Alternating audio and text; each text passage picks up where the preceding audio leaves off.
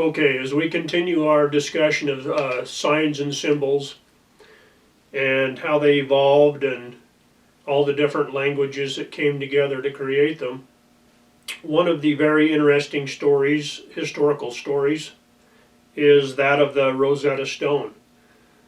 The Rosetta Stone was pretty much the beginning of understanding the Egyptian hieroglyphics. And basically there was a stone that had two different types of Egyptian, the hieroglyphic, and the demotic, and also it had the Greek, the old Greek written on the bottom of the stone. And researchers, when this was discovered,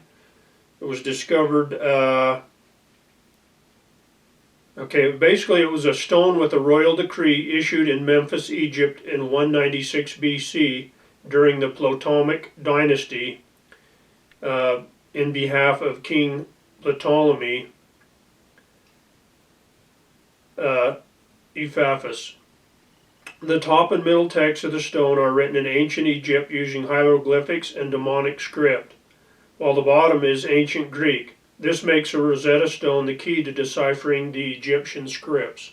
So by understanding the Greek and applying it to the symbols and the script on the upper part of the stone, they were able to compare the two and eventually start to be able to translate the Egyptian.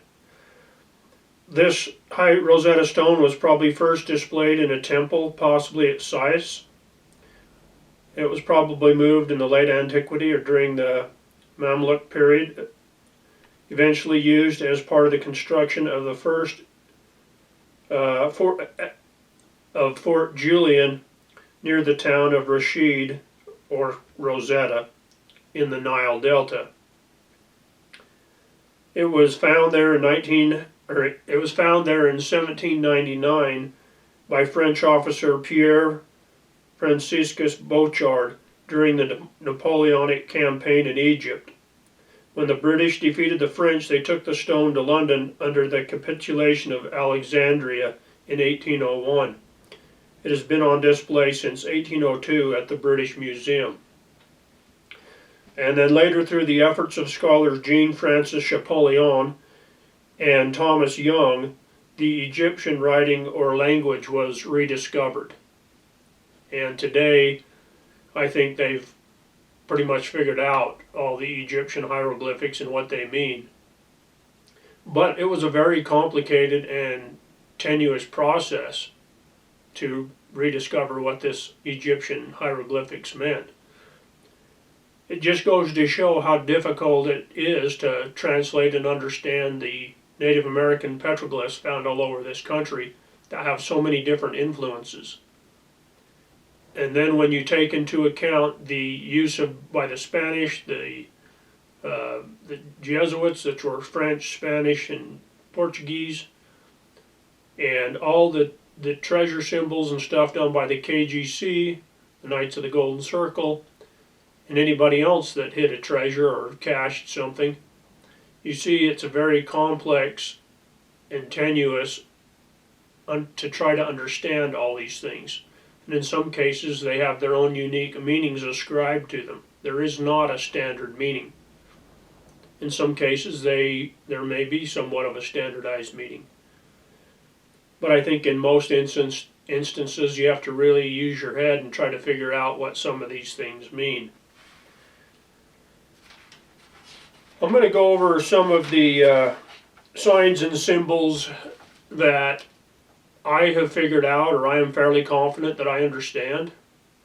There's actually quite a few more that I think I understand from different cache sites or different panels, but I cannot prove these things because I don't have the evidence yet to support it. It's just theories. Well, these signs and symbols that I want to talk about are the ones that I'm confident that I know or understand for the most part, unless somebody has taken those things and used them in a manner unique to their own cache. Now, the circle with the dot, sometimes called the circumpunct, in ancient texts, this can represent God. It's been used to represent the sun, which you can see why this would represent God. It's been used to represent gold, or the meaning of gold. And you can see, as in the case of the Aztecs, that gold was literally the gift of the gods. And the gods were, from the sun. And so this gold, this gift that they gave, came from the sun. The Egyptians likewise called, or the circle with the dot was considered the sun. And in this petroglyph you can see, or this hieroglyphic, you can see that Ra, which is translated into the sun god, has a circle, the circle representing the sun above his head. A box. A box with something inside, or just a box, whether it's carved into a tree, carved into a rock, made with rocks on the ground. I believe this means something held, something within, whether that is a tomb, a burial location, a cache site for gold or silver or something else. In this example, from a tree, there's a 3D box carved into a tree by this, I believe this was a Mexican descendant of one of the Mexican miners. And if on the back side of the tree was the information on where this cache was located, if you could understand it. I basically figured it out, went to the location that it said, and lo and behold, down in the rocks, there was a cache site that had been opened up and recovered, whether by the ancestors or somebody that, like myself, had understood it and used a metal detector. The entire hole was covered with stacked rocks, and you can see the stacked rocks, see the rough lava with the stacked rock, and then they had filled it in and covered it in, and then they basically took the rocks off of the top, and you can see the outline of the stacked rock still, and whatever was in there was gone, obviously. So from this, it's pretty easy to gather that the box represented something being held, something cached. The turtle sign or symbol is one that's been talked about a lot. It's been used everything from the Aztecs to the Spanish to modern treasure hunters. The Aztecs came, according to their mythology, according to their records, came from an area called Turtle Island, where there was a lot of turtles. And they used this sign or this symbol. And when the Spanish were looking for the home of the Aztecs or Cibola, or to try to retrace their steps to where they had taken their treasure, this is one of the things that I think they were trying to follow, was this turtle symbol. The Spanish have used the turtle symbol. The turtle symbol's been used because a turtle, he can go inside and his house is on his back. The turtle shell holds something. It's a protection. And the turtle head, or the turtle's tail, or in some cases the turtle's foot, is often depicted and points in the direction where you're supposed to go, towards a treasure, towards a cache. In this example, this is a KGC example from a tree carving. There's a couple other turtles. Here's a rock formation that's been enhanced to look like a turtle. And in another case, this is a Jesuit cache that has a stone map, and on that stone map it refers to the turtle. And after carefully looking at Google Earth, I found the turtle. Can you see the turtle? Look very closely, and if you don't, in a second I'll help you out.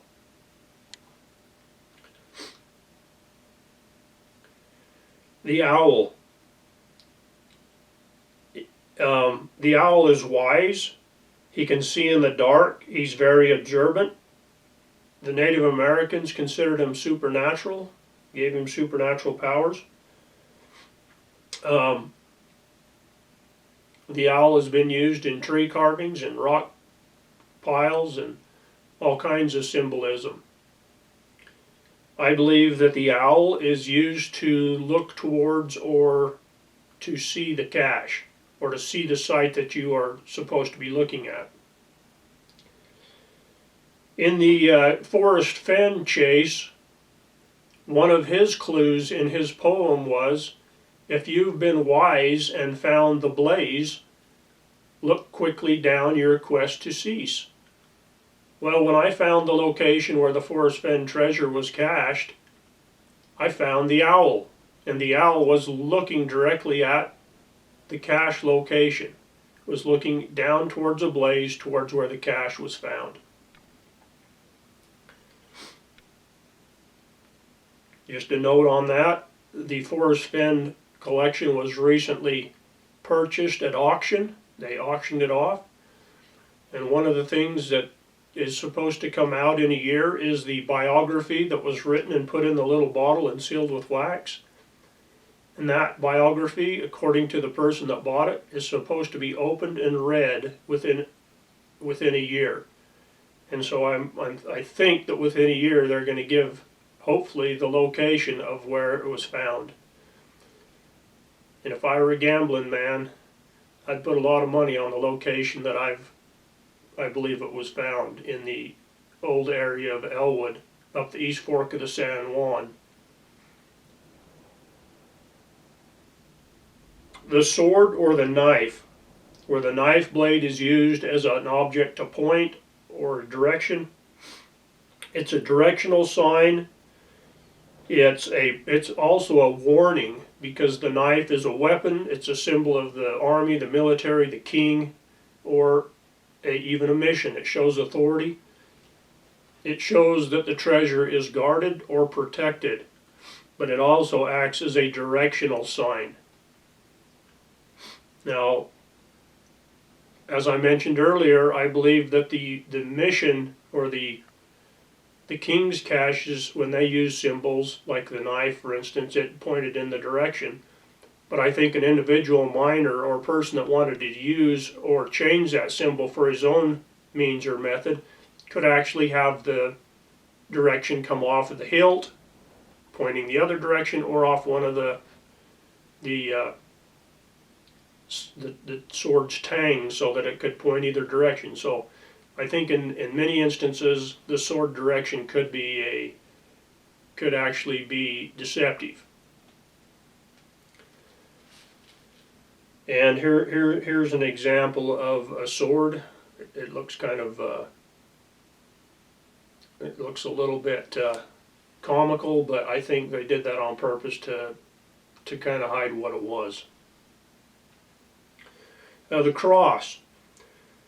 The cross represents the mission, the church. It represents treasure or authority. The treasure belongs to the church.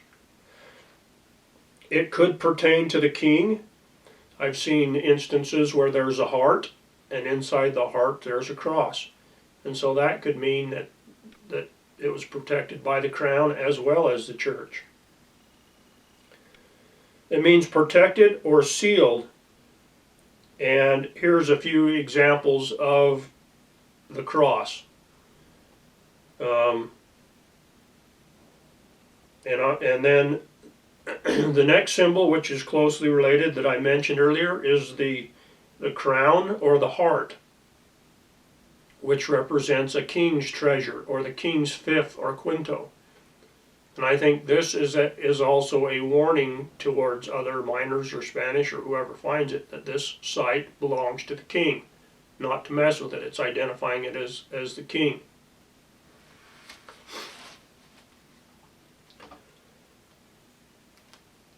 And here's a few examples of a crown or a heart symbol. Okay, the zigzag symbol is seen in a lot of Native American petroglyphs. It's seen in Spanish and Jesuit petroglyphs. The zigzag, I believe, represents forward motion or walking. If you look at your footprints when you're walking, if you were to attach those footprints with a line from heel to toe, you would create a zigzag pattern. And that, I believe, represents moving forward, travel, direction. And I think oftentimes the number in the zigzag could represent the distance. However many lines, however many points or lines could represent the distance, whether it's varas, whether it's, feet, steps, varas, leagues. It could represent even days. In some of the Native American petroglyphs, it could represent days or years, depending on the panel and what it's trying to portray. The half circle. I've seen half circles in Native American petroglyphs. I've seen half circles on Spanish petroglyphs. I've seen a lot of half circles carved in trees. I believe the half circle means a cave or a mine or a tunnel. And the Native Americans, I think in at least one instance, a half circle represents a cave, and in another instance, I believe it represents a rainbow. The horseshoe or the turkey track. Now, I put these two together because you will see turkey tracks in Native American glyphs, but you mostly see them in the Spanish or the Jesuit glyphs. And that usually means directional or travel. Any kind of a footprint, whether it's a human footprint, an animal footprint, deer tracks, bear footprints, is directional travel. And it's showing the direction in which the travel is to be done, and the number of tracks or footprints could very well be the distance, whether it's leagues, varas, feet, miles, whatever. And so when you look at the rest of the panel, you kind of have to put that together and determine what that distance might be. The pitchfork or the devil's fork. I've seen this many times when I've been out, where the Spanish have cut down all the branches of a tree except for the three middle branches to make a pitchfork. It's kind of an eerie marker. I think part of it is to say beware or protected. It may be, part of their what they try to scare people, or a curse. But I believe that the pitchfork is a marker. And in this photograph that I'm going to show you, beyond the pitchfork, you see where there's a single dead tree with one arm left on that. And I believe that's the direction of travel. It's identifying the site, and then it's telling you a direction of travel with the next tree.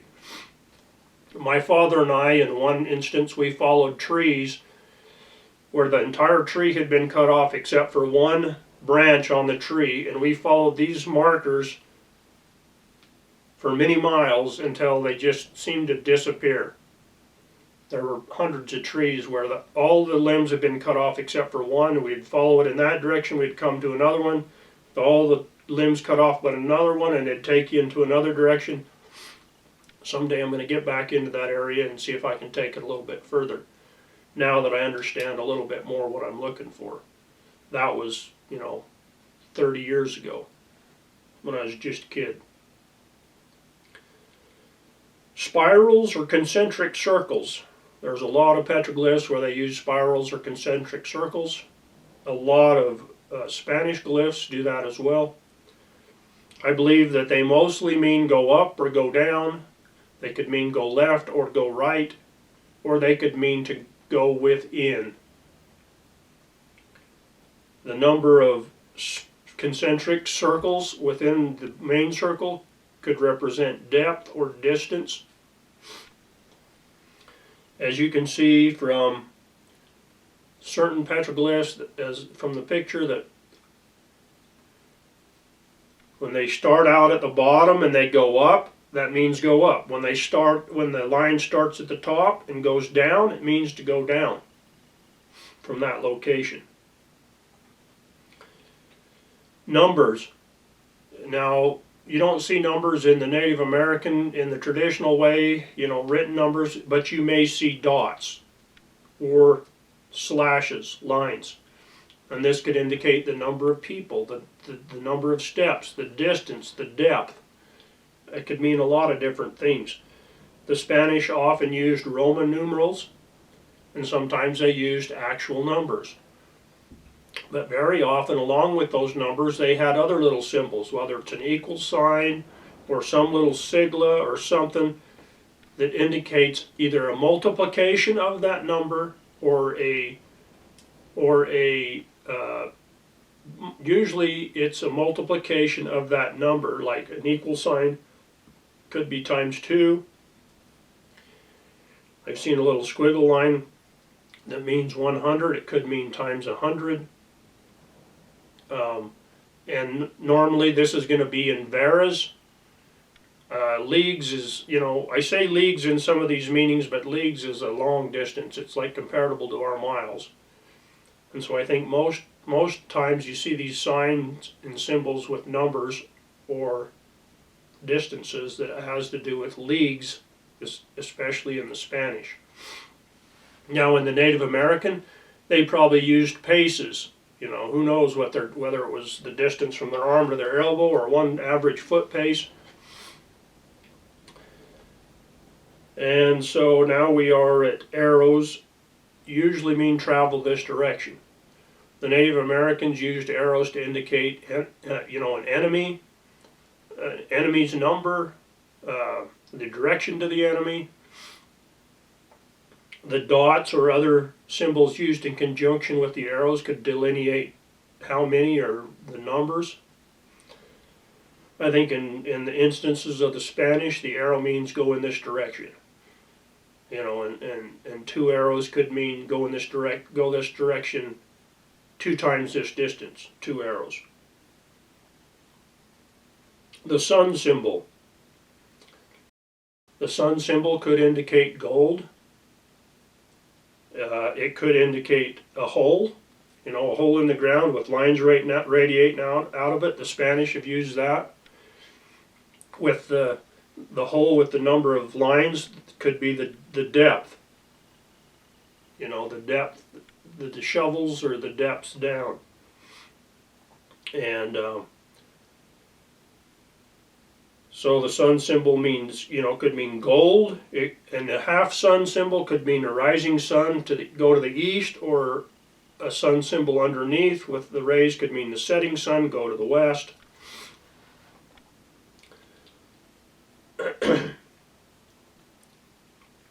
Now take a look at some of these symbols. These are the mineral symbols that have come to be over time the different symbols that are kind of internationally recognized. They call it the alchemist symbols, signs. The snake symbol or sign is one that's talked about and seen a lot in Native American petroglyphs and also in the Spanish. And once again, sometimes the snake is delineated with a head and a zigzag with a tail, and I think that has to do with steps or distance and go into the direction of the snake's head. Sometimes the snake's tail will be curved around and the tail pointing, and in that instance I think it could mean the opposite. It could mean pay attention to the tail, go that distance in that direction. Animals, I mentioned earlier the turkey track and the mule tracks.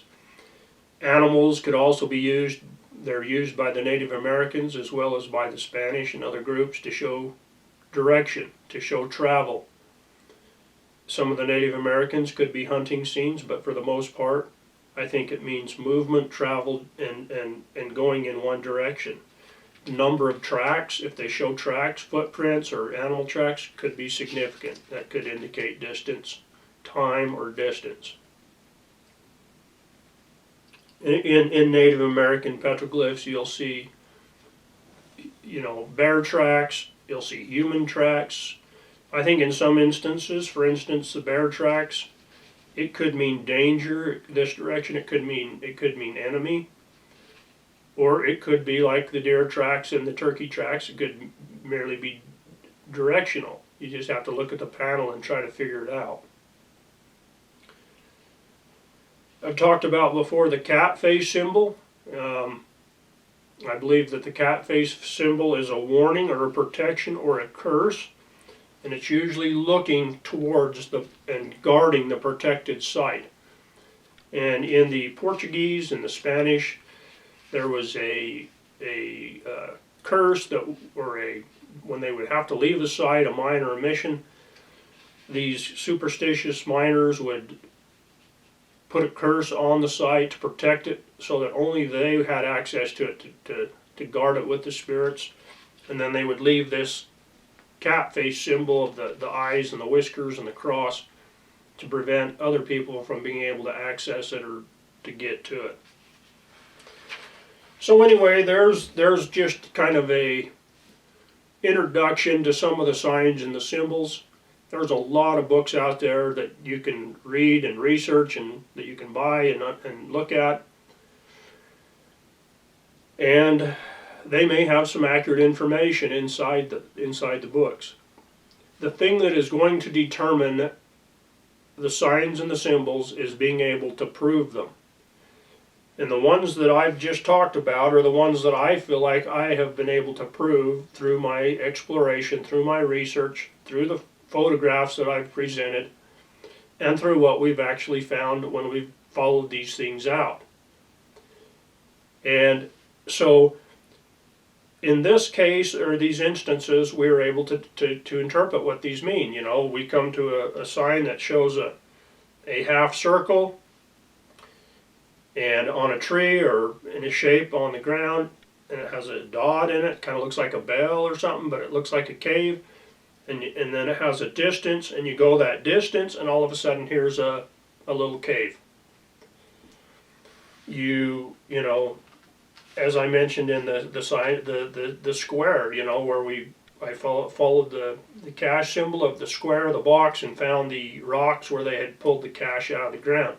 Those are the ways in which I am learning to understand what these symbols mean. Now, you can get books like this one here. This is by Mary Carson. You know, there's some things in here that I agree with. You know, there's some things in here that I may not agree with. And how do you study and research this type of information? It's very difficult because you don't know where the source material for these signs and symbols are. That's one reason why I did this exercise where I sat down and made up my own symbols, how I would define or explain what something might mean.